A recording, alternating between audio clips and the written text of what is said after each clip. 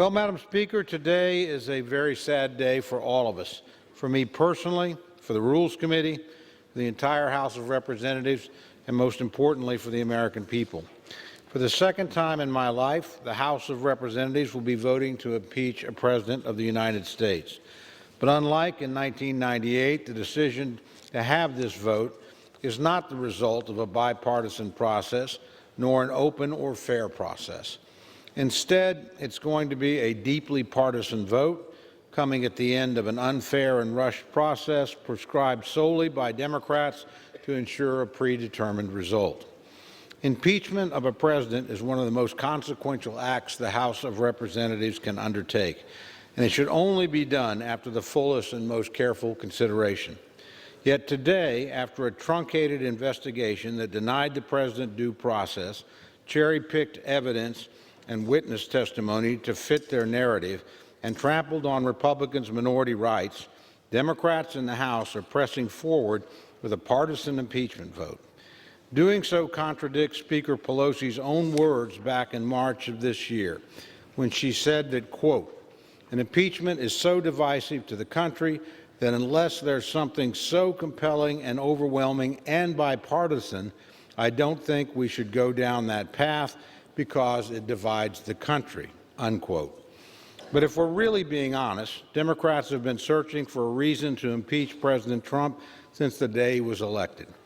In December of 2017, a current member of the majority forced a vote to impeach the president, and even then, long before there was even an impeachment investigation, 58 Democrats voted to impeach the president. And those members have only grown since then, to the point where the majority is now pushing forward with a final vote on impeachment, heedless of where it takes the country and regardless of whether or not they've proven their case. And if my colleagues in the majority believe they have proven their case, let me be clear, they have not. The entire premise of these articles of impeachment rests on a pause placed on Ukrainian security assistance, a pause of 55 days. The majority has spun creative narratives as to the meaning and the motive of this pause, alleging the president demanded a, quote, quid pro quo, unquote, but with no factual evidence to back it up. Security aid to the Ukraine was released. The administration did so without the Ukraine ever initiating an investigation into anyone or anything. It's even more startling to me that the majority wants to move forward with this resolution, given how substantially flawed and procedurally defective the entire process has been. The Judiciary Committee, which drafted these articles of impeachment, engaged in an abbreviated process, hearing from no witnesses with firsthand knowledge of the events in question. They did not conduct their own investigation and only held 2 hearings on this topic before drafting the articles, one with staff and one with constitutional law scholars. That's hardly the type of lengthy and serious consideration a topic as grave as impeachment demands. The committee actually charged with an impeachment investigation was the Permanent Select Committee on Intelligence, not the Judiciary Committee. But that committee, too, followed a primarily closed process. Republicans were denied the right to call witnesses or subpoena documents, and the president was denied the right to representation in the committee's hearings.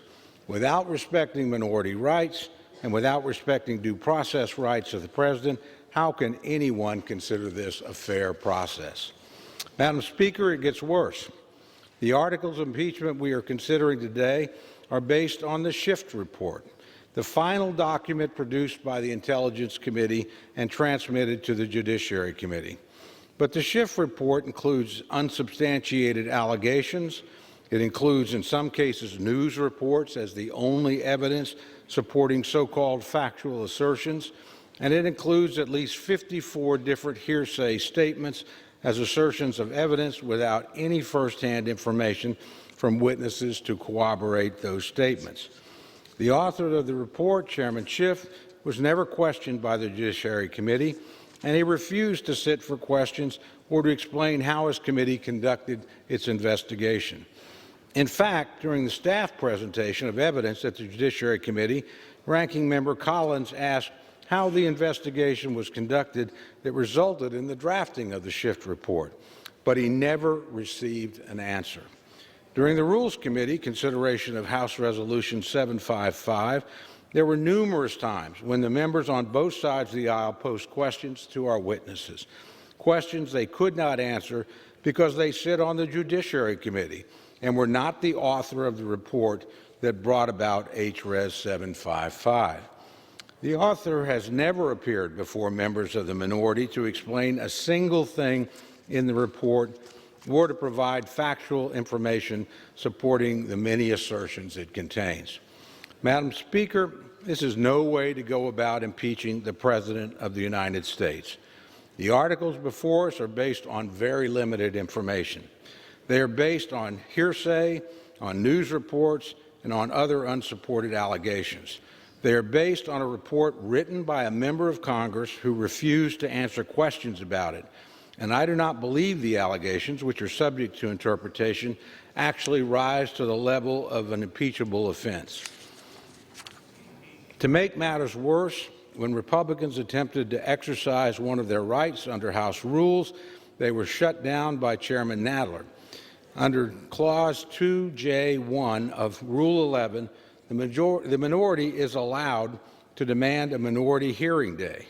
On December 4th, the Republicans on the Judiciary Committee properly exercised that right and transmitted a demand to Chairman Nadler for a hearing day at which the minority could call their own witnesses.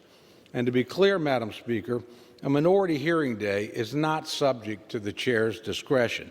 It is a right, and Republicans on the Judiciary Committee properly demanded the exercise of that right. And yet, Chairman Nadler declined to allow a minority hearing day to be held before the voting of these articles.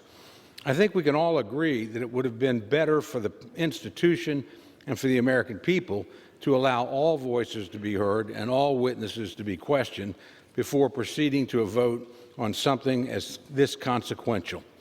And yet the majority trampled on that right. But I suppose I should not be surprised by any of this. When the House passed HRes 660, the resolution setting up the official impeachment inquiry less than 2 months ago, I warned that the House that the majority was doing was setting up a closed, unfair process that could only have one outcome. And today we are seeing the end result of this closed and unfair process. A quick rush to judgment forced through not one but two committees in short order, with minority rights trampled, witnesses left unquestioned, and due process ignored. It is also disappointing that members are not being given more time to debate this issue on the floor. Last night at Rules Committee, I offered an amendment to double the amount of floor time debate from 6 to 12 hours.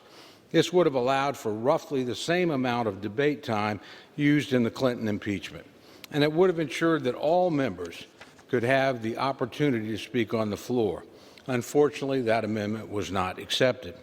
While I know my friend Chairman McGovern did the best he could, I do think it's ironic that when all is said and done, the 13 members of the Rules Committee spent more time discussing HRes 755 in committee yesterday than we will spend debating it on the House floor for every member today. I think that's a disservice to the members of this body and to the American people. Madam Speaker, we deserve better than a flawed process that led to this flawed outcome. The House of Representatives deserves better than that. The President certainly deserves better than that. More importantly, the American people deserve better than what we're doing here today. I oppose proceeding any further.